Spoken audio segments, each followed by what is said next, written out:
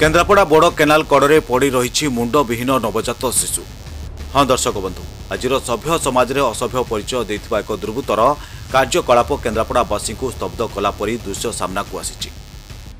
केन्द्रापड़ा सहर काकट लक पोल केनाल निकट में देखा मिली एभली दृश्य।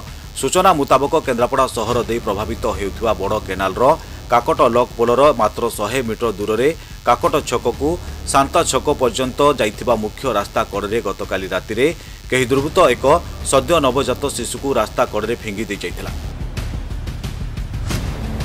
ए शिशुर मृत शरीर को सकाळु सकाळु बुला कुकुर टाणी नेउथुवा दृश्य जनसाधारण दृष्टि गोचर होइतिला। परे एही खबर सहर में बिजुली बेगरे व्यापी जाइतिला। ए दृश्य देखिबा पई सहरवासी एवं सेही बाट दे जाउथिबा बाटोई मानकर नाही नथिबा भिड़ देखिबा पई मिलितिला। तेबे अन्य पक्षरे केमिति एही नवजात शिशु को जन्मदात्री मां जन्म देला परे केमिति एमिति भाबरे फिंगी देबा पई तार हाथ गला यह साधारण रे चर्चा जो धरिछि। सूर्यकांत परिडा केन्द्रापड़ा जने देखो संपूर्ण गोटे बड़ दुखर कथा जे आम केन्द्रापड़ा जे एटाकू आमे भाईचार जिला भली नहीं चलीचु। एठी जोटी रास्ता कड़े आम आज देखुचु गोटे छोट छुआ नवजात आज जन्म होईची तार मुंडटे नहीं रास्ता कड़े गड़े दी जाउचंती। की प्रकार मानविकता हो जाइए आज दिन में कौ भली भाव में आज आम देखुचे मनीष समाज को एते निम्नमानर चिंताधारा।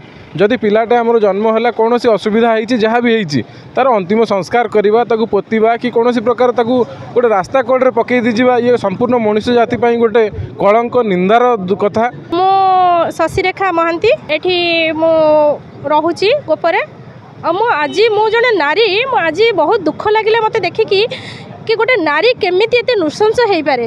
निजे जो रक्त को जन्म देइची से काहे कि ताकू एमिति भाबरे हैरान करे आ काहे कि से जन्म दिए। मो ना राकेश रंजन महांती आम घरटा ये आम घर सामना रे कालीठू किए जड़े मनीष छुआ को पेटी पकईची ताकर आमर कुकुर ता मुंडटा को खाई देइची आउ ता गंडीटा ये पड़ी। मु यही घंटेटे हम देखिली काली राति बोधे पड़ी कि कौन कुकुर टाणी आनी एवं से पकईची।